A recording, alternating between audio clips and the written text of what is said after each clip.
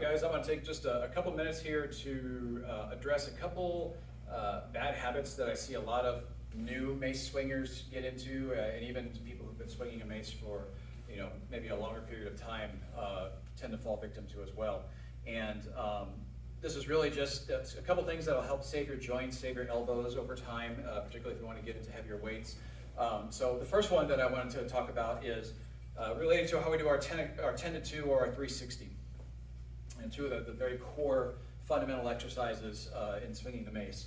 The first thing is we want to be sure we're using our whole body, right? So I've got a 10-pound mace here, and I want to be sure that I'm engaging all through my lats, my core, my legs when I'm swinging this.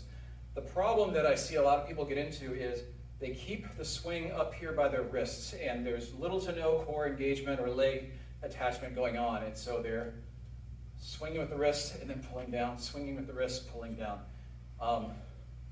That's going to be a problem long term if you want to get into heavier weights.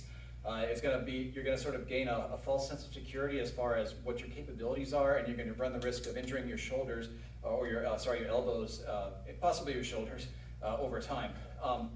So yeah, it tends to get too much into the wrists here. I suspect some of that issue is because people start really light, which is smart. You don't want to go too heavy with a mace when you're first starting out. But if the weight is so light that I'm not incentivized to let this hang and relax here, and I'm only supporting this with my triceps, and now I'm doing my 360 here, pretty much just using my wrists. And over time, that becomes a bad habit, all right? So even though this is a 7-pound weight, and I could absolutely swing this with only my wrists if I really wanted to, I still want to work on relaxing the forearms down to the biceps here so that I can actually feel the weight hanging back here. I can feel it here, all right? I'm encouraged to pull my rib cage down into the ground, into my feet. So when I swing this back and forth just with our pendulum, this is still using my whole body to swing this 7-pound weight, okay?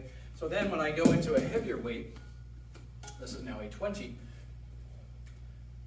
I've developed that habit of keeping everything engaged, because if you are only using your elbows, your triceps, and your shoulders for your mace swinging, when you graduate to a higher level, you're gonna run into problems. You have to use everything when you get into these bigger weights. This is related to the second thing that I wanted to address, which was, again, kind of tied to using a mace that's too short or too light, is they use only their triceps and their wrists, but then they pull the mace down to here. Right about chest level, the shoulders get shrugged, the elbows come out. And so we get this here. And again, if we have aspirations to get to heavier weights down the road, we got to get in the habit of supporting the weight down here. So even though this is a light weight, I want the weight to settle here and swing and settle. Swing, settle. Pull it all the way down. Pull it all the way down, okay?